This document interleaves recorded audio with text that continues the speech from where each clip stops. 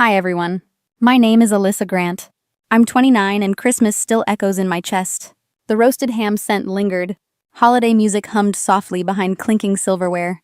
The tree lights blinked in the corner. Mom stood holding gold envelopes like holiday blessings. She handed one to each person. My brother, my sister, my sister-in-law, even our niece glued to her phone. Then she paused, smiled sharply, and skipped me. "You barely do anything around here," she said. Laughter followed, low and familiar. I sipped my wine slowly. I didn't protest. I didn't flinch. I simply said, "You're right, Mom. I don't count." Later, they slept comfortably upstairs. I opened my laptop instead. That night, I didn't break ornaments. I quietly broke the system. Before we continue, share where you're watching from. Echoes of Life feels more connected when we know our listeners' world. The house finally quieted after midnight. Only the TV hummed softly. A forgotten Christmas movie replayed on low volume. I sat alone in my robe. My coffee had gone cold hours ago. The kitchen lights felt too bright. Everything around me smelled like leftover ham. The faint sweetness of cold potatoes lingered. But my mind stayed sharp. I opened my laptop slowly. The glow hit my face like truth. Every shared account appeared instantly. Mom's utilities. Dad's emergency fund. The grocery card everyone used freely. My sister's business fund mislabeled as startup support. I clicked its history. Spa trips, nails, weekend getaways. Not a single business receipt. 23 automatic transfers sat under my name. All created quietly. All maintained silently. All expected monthly. I hovered over the first account. My finger didn't shake. Delete. Pause. Close. The click sounded almost musical. Like scissors cutting a knot. Like a cord snapping after years of tension. I moved to the next account. Then another. The pattern became strangely soothing. A private ritual of release. At 2:47 a.m., the final message arrived. All linked accounts disabled. The words felt unreal. Like someone finally spoke on my behalf. I leaned back slowly. Silence filled the kitchen again. But it wasn't heavy anymore. It felt earned. Before going to bed, I typed one line. "Merry Christmas. I finally understand gratitude." Then I turned my phone face down. Morning arrived with burnt toast smells. Mom's voice cracked through the hallway. "Alyssa, the cards aren't working." Dad called the bank again. My sister kept refreshing her screen desperately. None of them asked if I was okay. They asked why their money stopped moving. And that's when I realized the audit wasn't revenge. It was proof. Morning sunlight didn't soften anything. It only exposed the noise. My phone buzzed nonstop on the counter. 37 unread messages blinked angrily. All from family. None asking about me. "Bank says our accounts are frozen." What did you do? How do you expect us to live? "You went too far, Alyssa." My boss even texted. "Your family keeps calling the office. Everything okay?" I laughed quietly. They never called when I collapsed last spring. Not one message then. Not one visit. But holiday money disappears. And suddenly I'm everyone's emergency. My stomach tightened. That old reflex stirred again. The reflex trained by years of guilt. The whisper that said fix it. But I didn't move. I opened my laptop instead. The folder waited on my desktop. Family Records 2019-2024. 5 years of receipts stared back at me. Electric bills. Medical copays. Tuition shortfalls. Mortgage gaps. Loan screenshots. Every transaction logged. Every promise documented. I attached the file to an email. To Mom, Dad, Claire. Subject for clarity. My fingers stayed steady. I typed one line. "These are the numbers you forgot." Then I hit send. Minutes later, Dad replied, "You kept records?" I answered instantly. "You taught me accountability." An hour passed. Then the knock came. Sharp. Uneasy. Predictable. I opened the door slowly. My sister stood there, eyes swollen. Her arrogance from Christmas dinner evaporated. "You embarrassed us," she whispered. I stepped aside just enough. She saw the wall behind me. Rows of unopened thank you cards. Letters from students the foundation supported. Kids she never bothered to ask about. "You embarrassed yourselves," I said. "I just stopped paying for it." She blinked hard. Confusion softened into something older. Maybe regret. Maybe shame. I didn't analyze it. "Mom's scared," she murmured finally. "She should be," I replied calmly. Fear reveals truth faster than gratitude. She stepped back, defeated. "I get it now," she whispered. I didn't answer. Not out of spite. Out of peace. When I closed the door, something different happened. The guilt didn't chase me anymore. It stayed outside with her.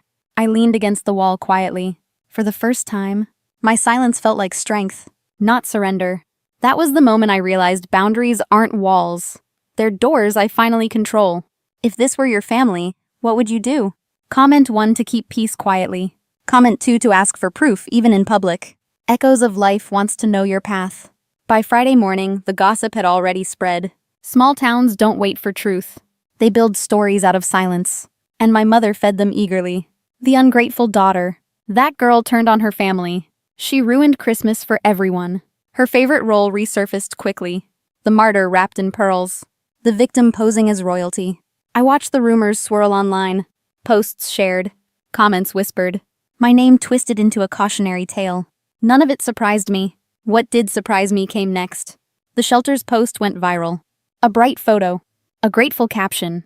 Thank you to the Grant family for funding winter housing for single mothers. I stared at the screen. People believed it instantly. The town praised them loudly. Neighbors congratulated them warmly. Mom's friends shared the post proudly. None knew the truth. I made that donation quietly at dawn. It wasn't spite. It wasn't revenge. I just chose to redirect my giving toward people who needed it, not toward people who mocked me over carols, candles, and gift envelopes. Then my phone rang. Mom didn't sound regal anymore. Alyssa, people think we did that. Her voice trembled slightly. They think we helped the shelter.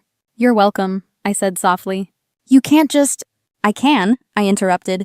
And I did. Silence expanded between us. The kind that shows old bruises.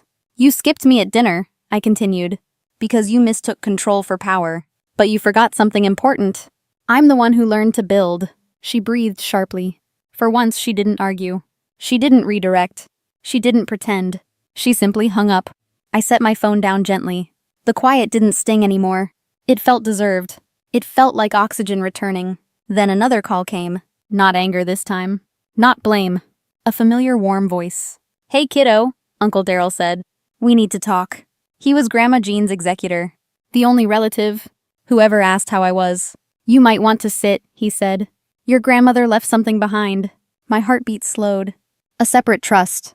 Hidden from the others. I stayed silent. She knew how they treated you. She planned for your freedom. The trust is worth 1.2 million. I closed my eyes slowly. It wasn't money that shook me. It was recognition. Someone in our tangled family saw me clearly, loved me quietly, protected me without applause. Uncle Daryl paused gently. She always said, you'd need steady ground. When they pulled yours away, my breath trembled once. Not from pain, from understanding. They erased me from their Christmas blessings. Grandma quietly wrote me into her will. The trust didn't change my past. It changed my direction. For the first time in years, I didn't feel cornered. I felt positioned. Saturday morning arrived quietly. No demands. No guilt-laced messages. Just winter light across my floor. I sat with a notebook open. The pages felt unfamiliar. Blank. Mine. I listed everything calmly. Not debts. Not obligations. Possibilities. A lawyer call at 9. A planning session at 10. A quiet lunch alone. Every step felt intentional. Not reactive. By afternoon, the idea formed. A foundation for women who lived versions of my story. Women cut off financially. Women punished for independence. Women told to be grateful. I named it Unwritten Daughters. Because so many lives never made it into family narratives. They were edited out quietly. Just like I was. I drafted the mission statement. Clear. Firm. Empowering without permission. Scholarships for displaced students. Emergency housing for financial abuse survivors. Career training programs. Transparent reporting policies. No strings disguised as love. While I worked, my phone buzzed. A number I recognized. Dad. I answered anyway. He stood in a bank lobby. Echoes and murmurs behind him. You're welcome, he said flatly. For everything we gave you. I looked out my window. Downtown traffic moved slowly. Life continued without their approval. You gave me something, I replied. A map of what not to become. He inhaled sharply. The call ended abruptly. No apology. No accountability. But no power either. I returned to my notes. My pen moved steadily. Purpose replaced resentment. Later, I drafted the board structure. Funding allocations. Annual reviews. Grant cycles. Every detail built with intention. Unwritten Daughters wasn't revenge. It was correction. A system created so others wouldn't depend on unstable love. As evening settled, I finalized the launch plan. A small venue, simple stage, warm lighting, no theatrics, just truth presented plainly. I printed the first draft, held the pages gently. They felt like reclaimed breath. Then I paused. A realization settled quietly. I wasn't fighting my family anymore. I'd outgrown the battlefield. Their panic was noise. My work was signal. This wasn't rising above them. This was stepping away entirely. And the distance felt merciful. For them. For me. The world outside dimmed slowly. Apartments flickered with evening lamps. Cars rolled past like softened memories. I closed my folder carefully. Tomorrow would begin something new. I stopped funding their comfort and started funding escape routes for women like me. The launch morning arrived softly. No rushing. No tension. Just steady light through tall windows. The venue felt warm and simple. Rows of chairs faced a modest stage. A banner hung behind me quietly. Unwritten daughters. Empowerment without permission. People filtered in slowly. Young women. Single mothers. Students carrying heavy stories. Faces unsure but hopeful. When I stepped onto the stage, the room hushed gently. No judge. No parent. No sibling deciding my worth. Just listeners waiting for truth. I took a slow breath. The microphone felt steady. For years, I began softly. I mistook endurance for love. I believed carrying everything proved I belonged somewhere. But belonging without respect is only exhaustion in disguise. Heads nodded quietly. A few eyes shimmered. You don't need permission, I continued. You don't need to shrink. You don't need to earn a seat at someone else's table. You can build your own. Applause rose gently. Not loud, not frantic, just honest. After the speech, a young woman approached trembling. Mariah, she said softly. My mother kicked me out for refusing to quit school. Her voice shook. Your story made me believe I still have a chance. I placed a hand on her shoulder. You already do, I told her. Outside, flashes blinked from cameras. Reporters asked questions quickly. Across the street, my parents stood uncertainly.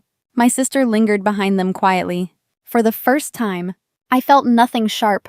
No ache, no longing. Just release. I lifted my hand gently. Not forgiveness, not anger. A farewell drawn in air.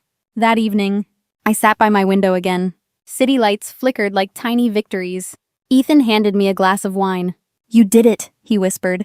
No, I said softly. We did. Everyone who refused to stay small. He smiled quietly. My revenge wasn't their ruin. It was choosing my beginning. If this resonated, please like the video, share it with someone exhausted, and subscribe to Echoes of Life for the next story.